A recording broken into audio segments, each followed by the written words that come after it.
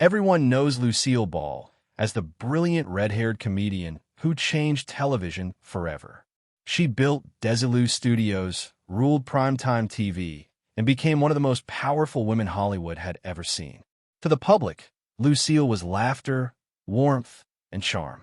But power gave her something else too, a front-row seat to the side of Hollywood most people never saw. Behind the cameras, behind the glamour, Lucille quietly judged people by one rule only: how they treated those with no power. And by that measure, she believed some of Hollywood's most celebrated women failed completely. Before her death, Lucille confided to close friends about actresses she felt were deeply cruel in real life. Not villains on screen, but off it. Among them were legends the world adored. The name that disturbed her the most was Joan Crawford. To audiences, Joan Crawford was elegance itself: diamonds, perfect posture, and old Hollywood grace.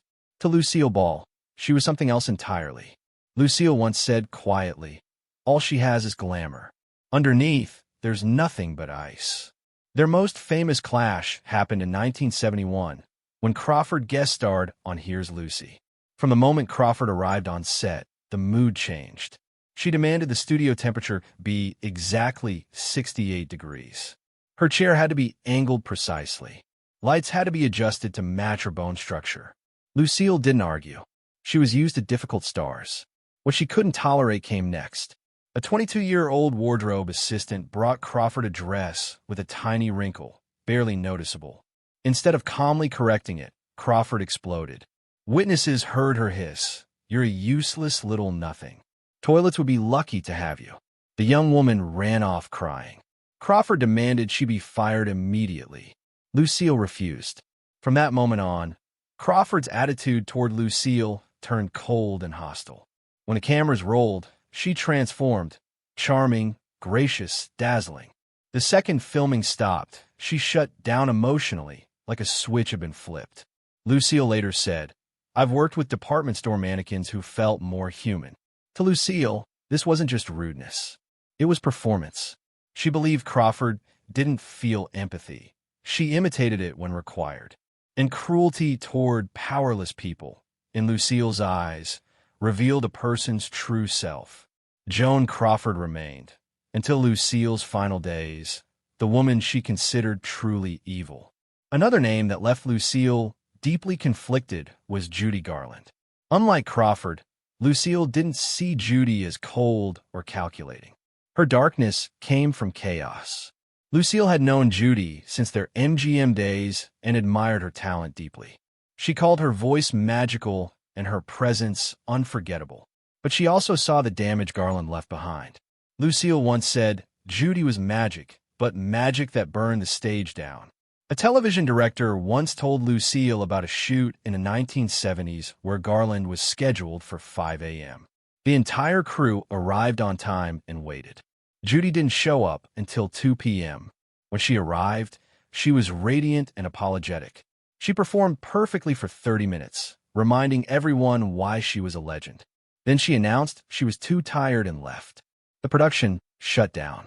The next day, 3 crew members were fired because the show went over budget. Lucille's anger wasn't about judgment or jealousy. It came from experience. She had survived Hollywood by being dependable in an industry that easily discarded women. Watching Garland waste her gift while ordinary workers paid the price felt unforgivable. Lucille once said at a private dinner, "Talent doesn't excuse destruction." When Judy Garland died in 1969, Lucille mourned the loss of her brilliance, but not the chaos she left behind. If Judy Garland represented destructive chaos, Ava Gardner represented something Lucille Ball found even darker: cruelty mixed with pleasure. Lucille believed Ava enjoyed hurting people. Their tension began in the mid-1960s during a wardrobe fitting at MGM. A nervous young assistant presented Ava with a freshly steamed dress. One seam had softened slightly, a tiny flaw. Ava stared at the girl and said slowly, "Don't bother fixing it. You can't fix incompetence with more incompetence." The girl stood frozen in humiliation. Lucille, watching nearby, felt her chest tighten.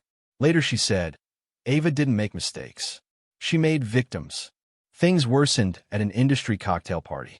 When someone casually mentioned Lucille's name, Ava smirked and said loudly, "Oh, the washed-up clown? She's still working."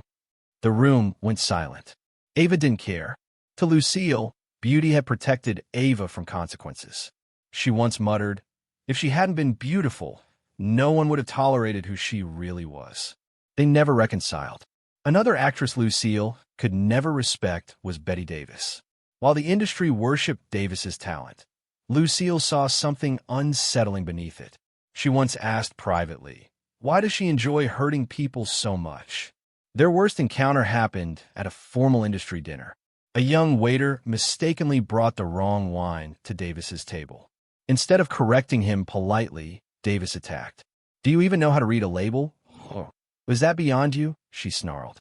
The waiter apologized repeatedly, but Davis continued, clearly enjoying the humiliation. Lucille watched in shock.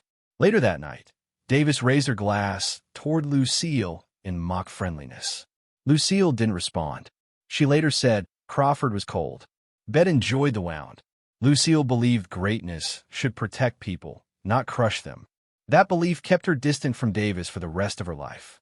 Then there was Zsa Zsa Gabor, the one who made Lucille laugh, not in amusement, but disbelief. Lucille didn't hate Zsa Zsa's drama or extravagance. What she despised was her fake kindness. To Lucille, Zsa Zsa wasn't authentic in any way. Not her accent, not her elegance, not her charm.